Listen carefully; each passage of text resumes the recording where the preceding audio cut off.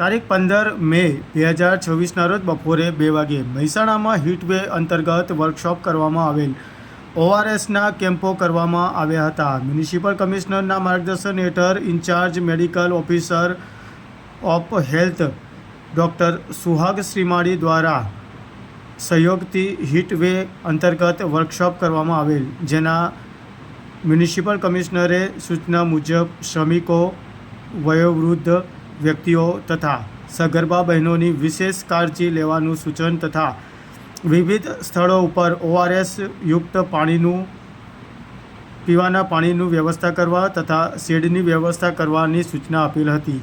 વધુમાં શહેરી આરોગ્ય કેન્દ્રો તથા આયુષ્યમાન આરોગ્ય મંદિર ખાતે હીટવેવ અંતર્ગત બીમાર વ્યક્તિઓને સારવાર મળી રહે તે માટે વ્યવસ્થા કરવામાં આવી હતી. વધુમાં ડૉક્ટર વિનોદ પટેલ દ્વારા હીટવેવ અંતર્ગત પ્રેઝન્ટેશન તૈયાર કરી માર્ગદર્શન આપવામાં આવેલ હતું અને મહેસાણા મહાનગરપાલિકા વિસ્તારમાં હીટવેવ અંતર્ગત થયેલી ફેરફારોનું પણ આ આયોજનના ભાગરૂપે શહેરી આરોગ્ય કેન્દ્રો તથા આયુષ્યમાન આરોગ્ય મંદિરના મેડિકલ ઓફિસર તથા સુપરવાઇઝરની નજર અને હાજરી હેઠળ આ સમગ્ર કાર્યક્રમનું આયોજન કરવામાં આવ્યું હતું. આપનું નામ જણાવજો અને જે ઓઆરએસ સેન્ટરોનું જે હીટવેવના કારણે જે મૂકવામાં આવે છે, શું સમગ્ર ઘટના છે અને ક્યાં ક્યાં મૂકવામાં આવે છે?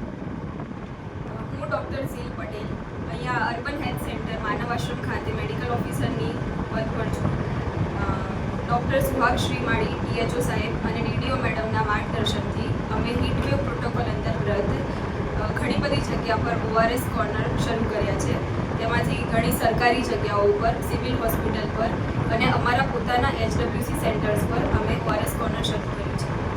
ઓઆરએસ કોર્નર શરૂ કરવા પાછળનો મુખ્ય ઉદ્દેશ શું?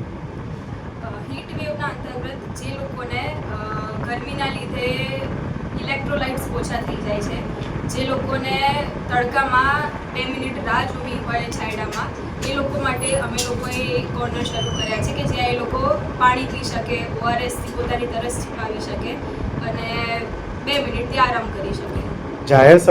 જાહેર જે પણ સ્થળો છે તો કયા એવા જાહેર સ્થળો છે જ્યાં મૂકવામાં આવ્યા છે?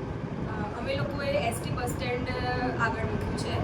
મિનરલ વોટરના જે છે, બિલાડીબાગ છે, તાવડિયા છે, એ બધી જગ્યા પર અમે મુકાવડાયું છે. સિવિલ હોસ્પિટલ ખાતે પણ મુકાવડાયું છે અને ઓઆરએસ વિતરણ પણ ચાલુ છે.